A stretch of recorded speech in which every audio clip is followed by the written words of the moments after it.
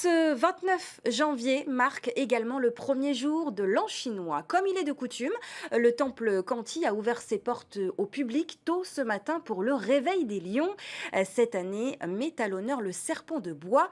Une statue dorée a été sculptée en son honneur. Mereteato, Oriano Tefao.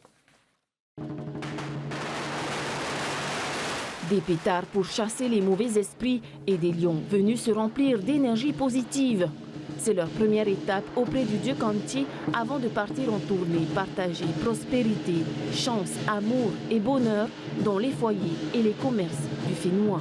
C'était la première fois et j'étais très contente de pouvoir voir ça. C'était très joli. Et, et la décoration et les mouvements des dragons, j'ai beaucoup aimé. C'est vrai que parfois il y avait des pétards, des grosses percussions et on sent que c'est festif. Plusieurs associations d'arts martiaux ont ramené les fauves dans le temple pour recevoir les bénédictions des mains du gardien du temple, Richard Chenou. Nous avons reçu plusieurs écoles de danse du lion qui sont venus respecter notre divinité ici, qui est Kanti.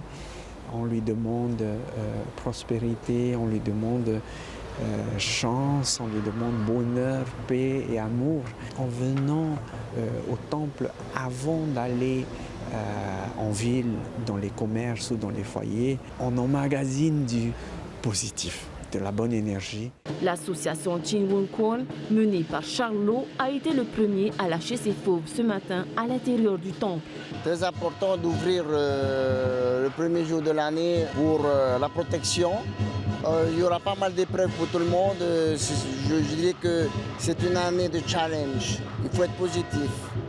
L'une des plus jeunes associations sino-polynésiennes, Wenwu Kwan Tahiti, présidée par Michael Moussang, est venue présenter ses vœux pour cette année du serpent de bois. Alors officiellement, on existe depuis 3 ans. Et puis on s'est lancé cette année à la danse du lion pour justement perpétuer la tradition et puis donner en fait un objectif de démonstration en plus des démonstrations de kung-fu qu'on fait d'habitude. Bravo à eux, bravo pour leur performance, bravo pour l'investissement et on peut être que fiers d'eux. Voilà. Après le temple, direction le Sinitong, devant le serpent de bois, symbole de cette nouvelle année. Un serpent doré sculpté à cette occasion. Nous avons la chance d'avoir un artiste qui tous les ans nous